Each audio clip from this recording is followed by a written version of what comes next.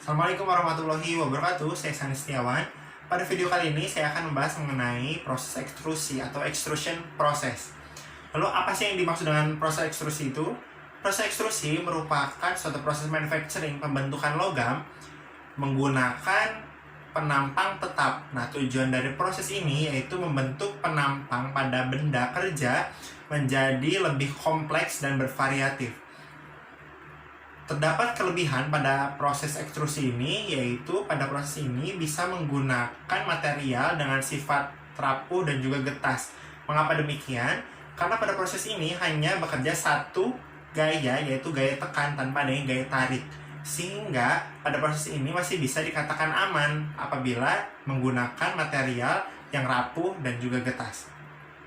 Pada proses ini hanya bisa menggunakan material yang berbentuk billet, dan hasil dari proses ekstrusi ini seperti yang kita sering lihat mungkin sehari-hari, yaitu bisa berbentuk batang silinder, pipa, maupun profil bentuk lain. Nah, dalam prosesnya, proses ekstrusi ini dibagi menjadi dua, yaitu proses direct dan indirect. Lalu apa sih yang dimaksud dengan direct dan indirect extrusion itu? Direct extrusion pada konsepnya dapat dikatakan bahwa hasil dari proses ekstrusi akan searah dengan gaya, yaitu apabila suatu material dimasukkan ke dalam dies atau cetakan lalu dikenakan gaya tekan, maka hasil dari proses ekstrusi itu akan searah dengan gaya tekannya.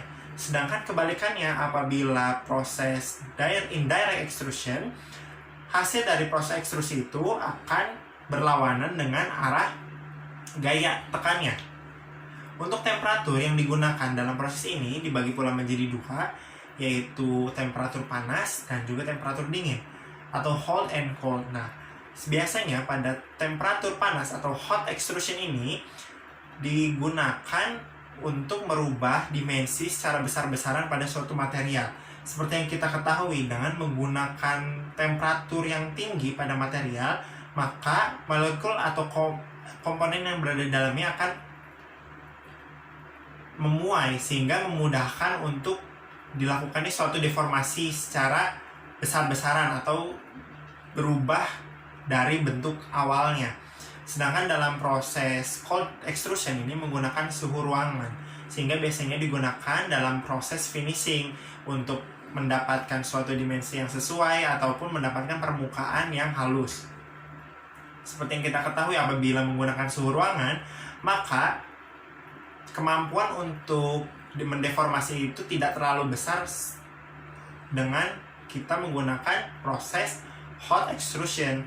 Maka dari itu, seperti yang saya katakan sebelumnya, bahwa dalam proses cold extrusion ini hanya digunakan pada proses atau pada saat finishing untuk menghasilkan suatu dimensi yang sesuai dengan yang direncanakan ataupun menghasilkan permukaan yang halus. Nah, dalam proses ekstrusi ini didapat pula cacat dalam prosesnya, yaitu diantaranya ada yang disebut dengan center burst, piping, dan juga surface cracking. Nah, lalu apa sih yang dimaksud dengan ketiganya itu? Nah, jadi cacat pada proses ekstrusi ini ada yang dimaksud dengan piping. Nah, piping ini biasanya ditemukan pada cacat ketika proses direct extrusion atau ekstrusi secara langsung. Bentuk dari cacat piping ini yaitu terdapat lubang yang menyerupai seperti pipa, maka dari itu disebut dengan piping. Terdapat lubang pada ujung benda kerja setelah dilakukannya proses ekstrusi. Yang selanjutnya yaitu ada yang dimaksud dengan surface cracking. Nah, jadi surface cracking ini sesuai namanya, terdapat retakan pada permukaan benda hasil ekstrusi. Nah, biasanya pada proses ini biasanya cacat ini didapatkan karena adanya gesekan antara permukaan dari dies atau cetakan dan juga benda kerja, sehingga menghasilkan suatu retakan pada permukaan hasil benda ekstrusi.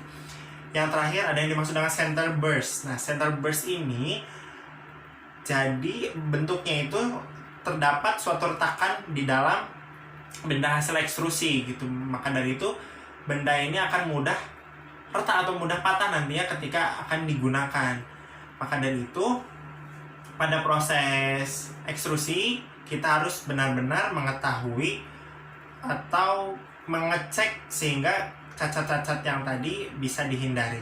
Nah, untuk yang terakhir mengenai perbedaan antara proses ekstrusi dengan proses casting itu apa sih?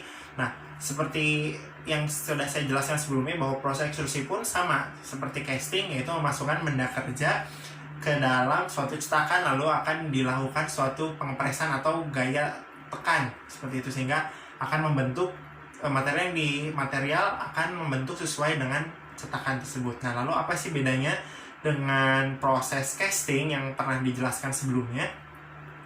Jadi perbedaannya adalah pada proses ekstrusi sama halnya memanaskan material, namun material tersebut hanya cukup dipanaskan tanpa mencapai titik lelehnya, sehingga material hanya dipanaskan tanpa merubah bentuk material tersebut. Jadi material tersebut masih berbentuk solid, namun terdapat suatu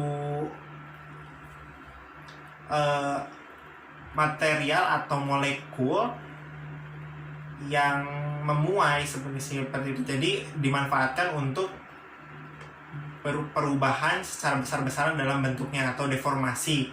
Nah, lain halnya dengan proses casting atau pengecoran. Nah, proses casting atau pengecoran ini, jadi suatu material itu dipanaskan hingga meleleh lalu dimasukkan ke dalam dies untuk ditunggu hingga mengeras seperti itu. Jadi perbedaan mendasar mengenai proses ekstrusi dan juga pengecoran seperti itu. Mungkin cukup sekian penjelasan dari saya mengenai proses ekstrusi. Semoga video ini bermanfaat. Wassalamualaikum warahmatullahi wabarakatuh.